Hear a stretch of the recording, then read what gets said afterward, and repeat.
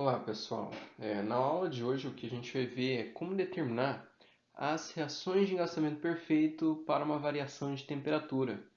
Veja que até então eu tenho mostrado para vocês para um carregamento uniforme, um carregamento concentrado, um momento concentrado.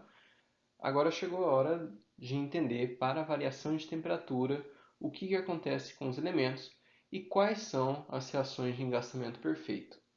Eu vou dividir esse problema, na verdade, em dois problemas. O primeiro deles vai ser para variação uniforme. Vai ser esse primeiro caso aqui que eu vou estudar. E o segundo é para um gradiente de temperatura.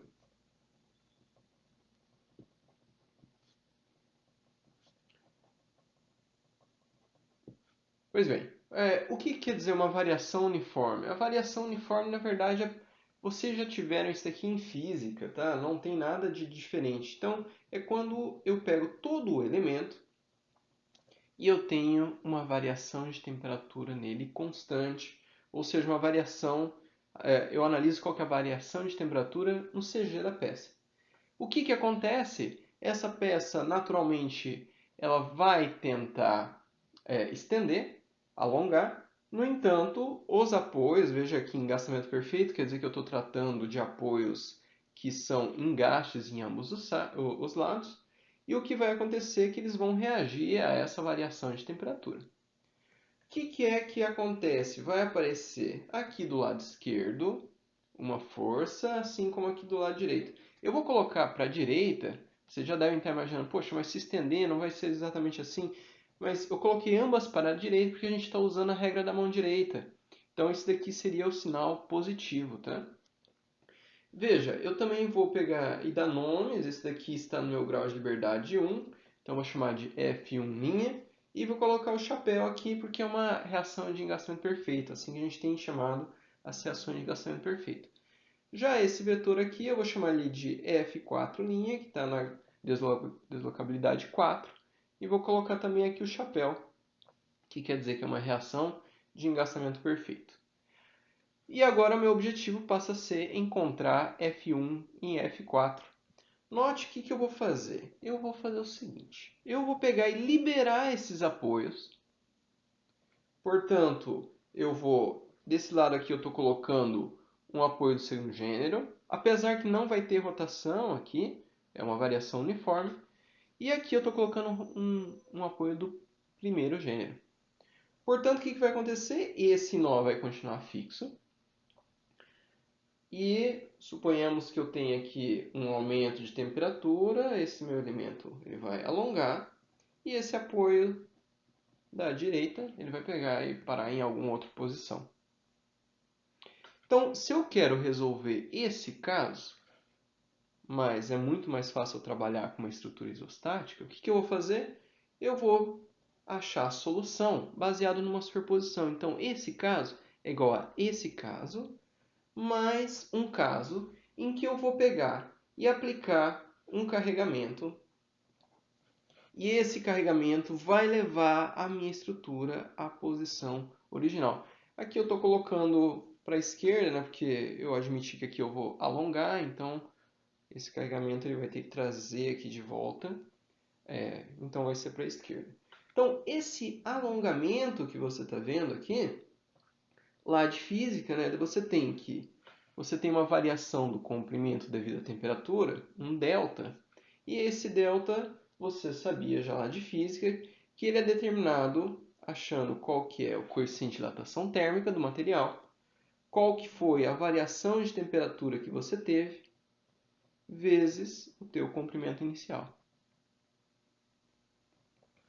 Muito bem, uma vez que eu tive esse deslocamento, se eu quero restringir esse deslocamento, lembrem-se que quando eu determinei com vocês qual eram os coeficientes de rigidez para uma barra, eu disse para vocês, olha, para qualquer deslocamento que você tiver, a reação, a força necessária para isso, ela é proporcional à rigidez axial, EA sobre L, multiplicado pelo seu deslocamento. Então agora, o que acontece? O teu deslocamento é um deslocamento devido à temperatura. Aqui ó, vai acontecer a mesma coisa. EA sobre L vezes o teu ΔT. Portanto, o que acontece? Se você quer saber quem que é esse teu F1', está aqui. Esse F1', ele veio por superposição. É EA, L, ΔT. Isso aqui que você vai encontrar nos formulários que eu vou estar mandando para você. Se você quer saber quem que é o teu F4', ele está aqui.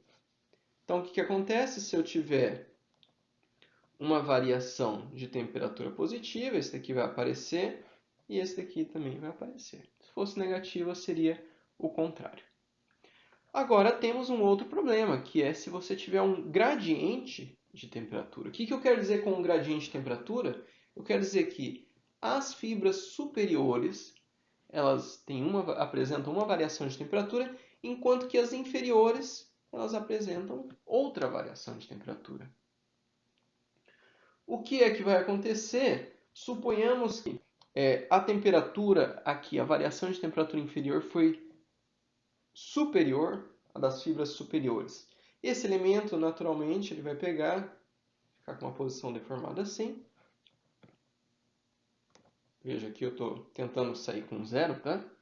Mas o que eu quero dizer com vocês é que aqui vai aparecer uma reação de engarçamento perfeito.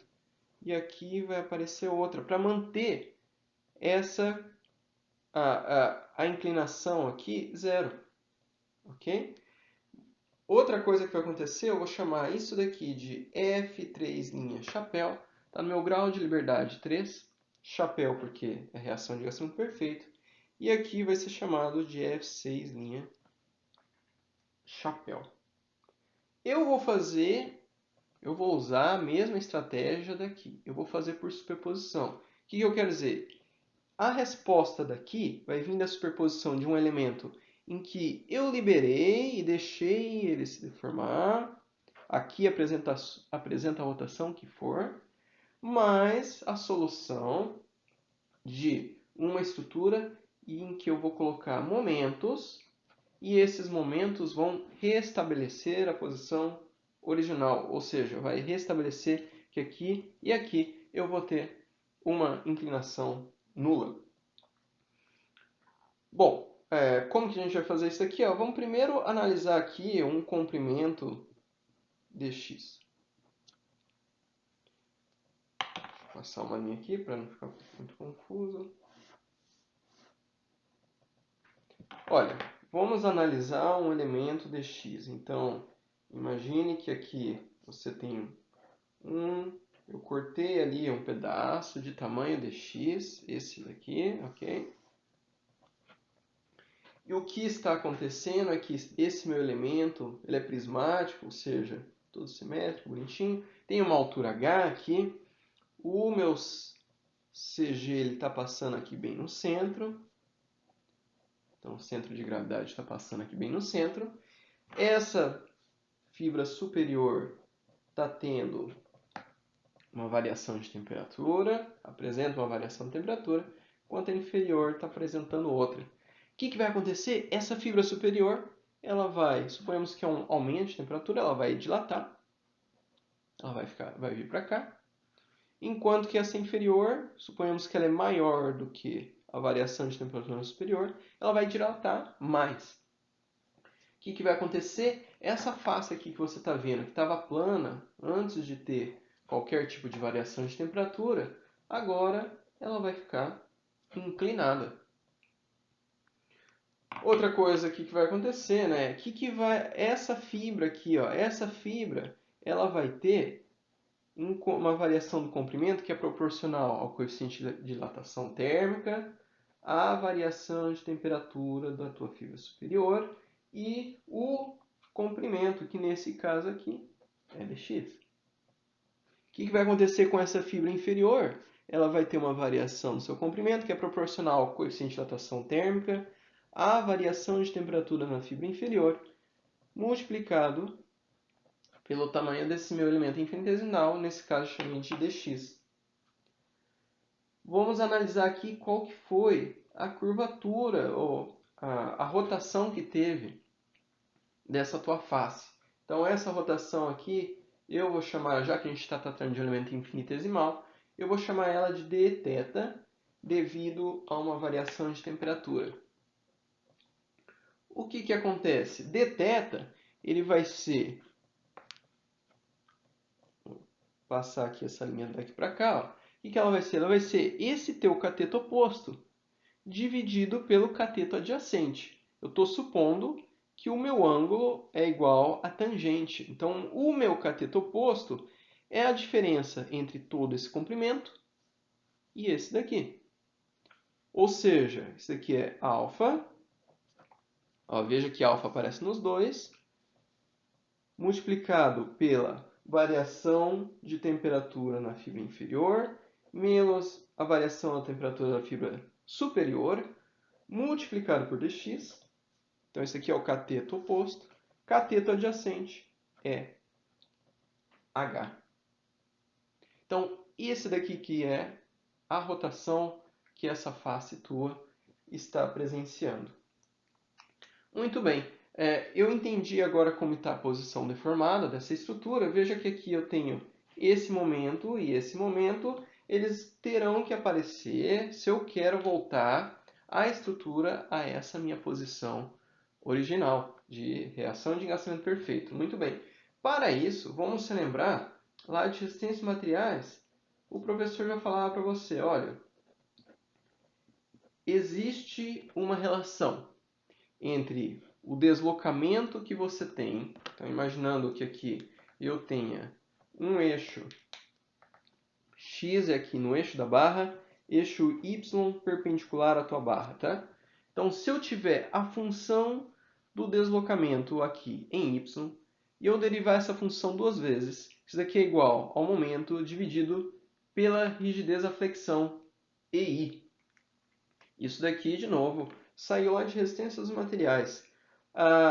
Bom, se eu posso fazer a derivada segunda de deslocamento, isso daqui é exatamente o mesmo que derivar uma vez a função,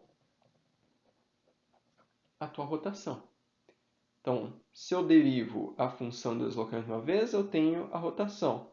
Mas já que eu derivei duas vezes aqui, derivo uma vez a função da minha rotação. Ou seja, a inclinação dessa tua posição deformada. Tá? Daqui continua m sobre EI. Notem que eu já tenho essa parcial. Veja, essa parcial, na verdade, eu deixei ela aqui. Ó. No entanto, o dx está para cá. Vamos passar para o outro lado dividindo. O que vai sobrar é alfa, entre parênteses, ΔTi, menos ΔTs, dividido por h. Isso daqui é igual a m sobre i. Então, se eu quero agora saber quem que é o meu momento, basta que eu isole, né? Então, o meu momento aparece aqui tanto do lado direito como do lado esquerdo. Momento é igual a EI, rigidez da flexão, multiplicado por alfa, ΔTi, menos ΔTs, dividido por h. E é isso daqui que você vai ver nos formulários que eu vou apresentar logo a seguir. Ou seja, se você quer saber quem que é F6', F3', eles são esses momentos. Toma cuidado que aqui eu tenho uma questão dos sinais, né, da direção, mas que vai ficar muito claro aqui que se sair negativo vai ser o contrário e sai automaticamente a partir do momento que a gente assumiu que a variação de temperatura inferior era maior do que a superior. Muito obrigado.